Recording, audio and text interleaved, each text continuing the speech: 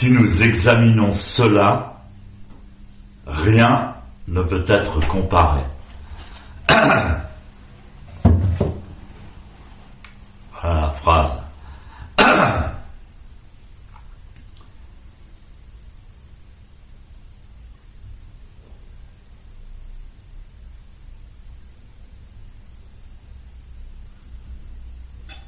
Qu'est-ce que c'est cela?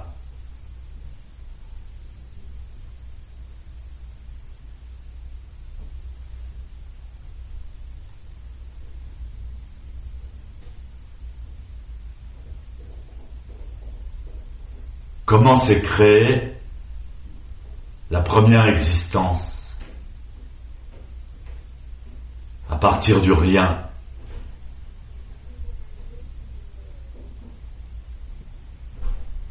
Comment est apparue la forme, le phénomène à partir du rien?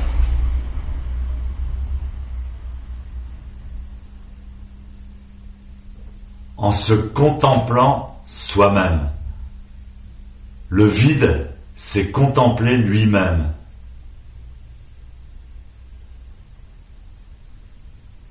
Alors est apparue ce qu'on appelle la singularité.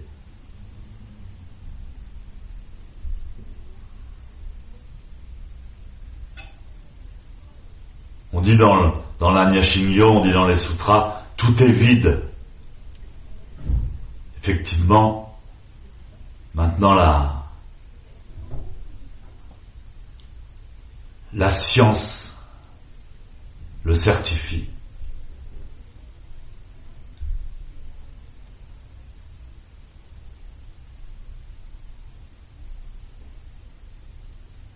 Dans l'univers, il y aurait 9,99999% d'espace. Et seulement 0,0000001 de quelque chose.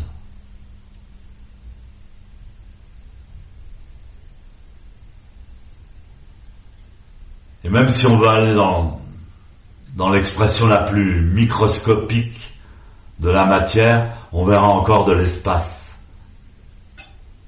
Même un atome de carbone qui a la densité la plus grande, entre le noyau et l'électron, il y a, si l'électron est gros comme une orange, il y a l'espace de 2 terrains de football entre le noyau et l'électron. C'est toujours de l'espace. Et plus on va dans le petit, plus on découvre encore 9,99999 d'espace.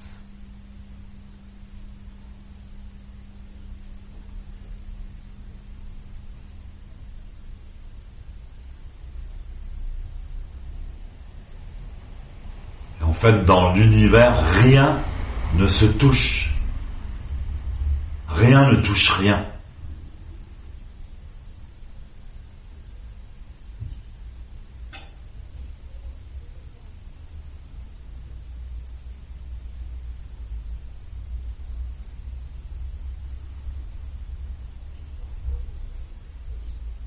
On en viendra à penser que même la matière et du vide un peu plus dense, qui a une densité un peu plus grande et donne l'illusion de solidité.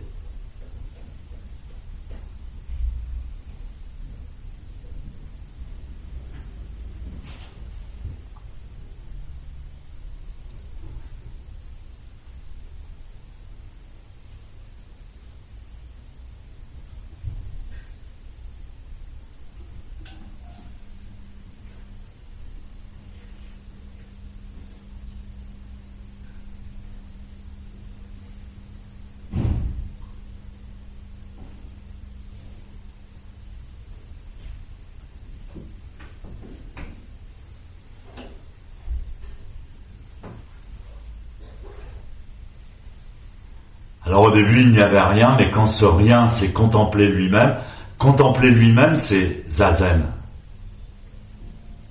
Zazen, c'est se contempler soi-même.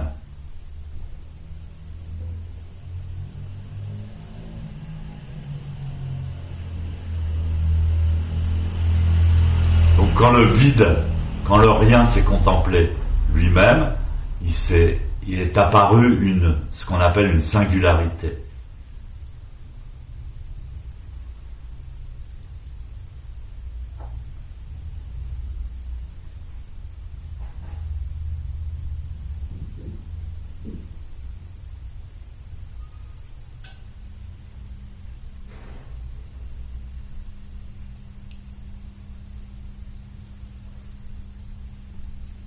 Mais cette singularité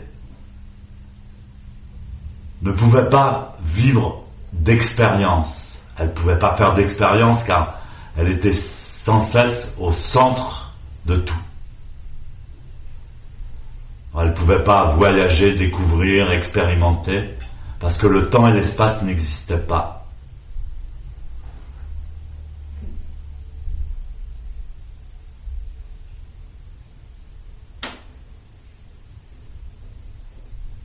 Alors même si elle se déplaçait de milliers de kilomètres, elle était toujours au centre de toute chose.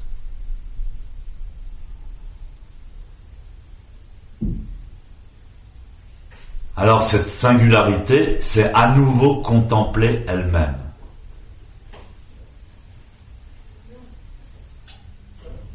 À ce moment-là est apparue la conscience primaire et la conscience secondaire. Elle s'est contemplée elle-même. Il y a donc l'observateur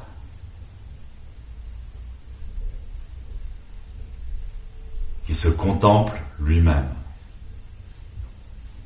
À ce moment-là, le temps et l'espace apparaissent.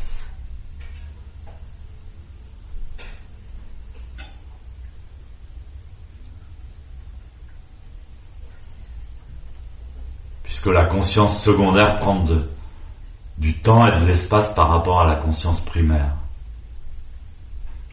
Et la conscience primaire observe la conscience secondaire.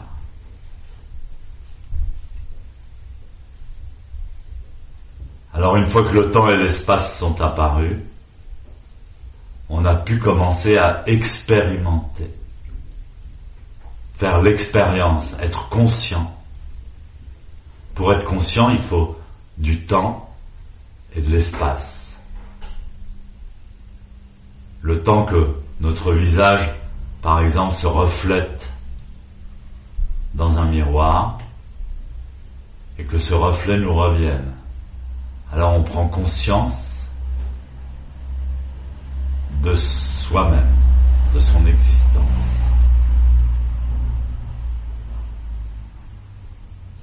Comme Narcisse.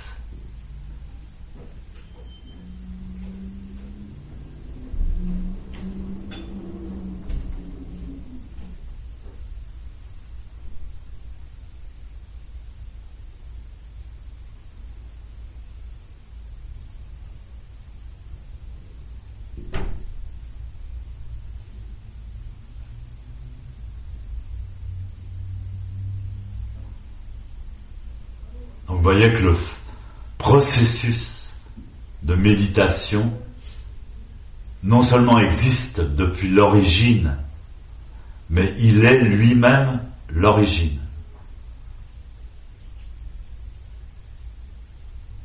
Se contempler soi-même, c'est à l'origine de toute chose.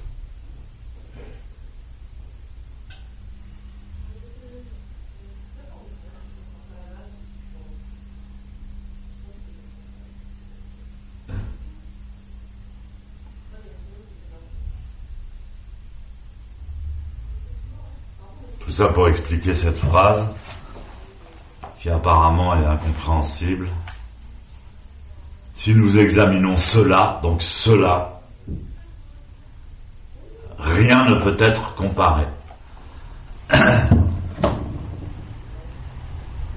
Cela, c'est la singularité.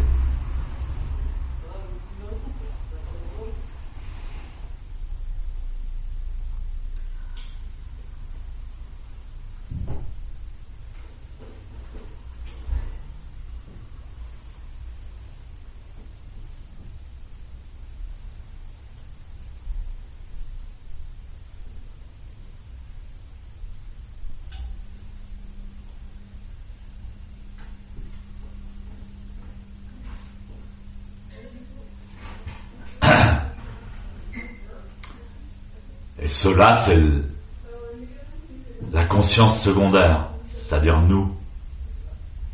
Et pendant Zazen, on s'observe soi-même. On se contemple soi-même.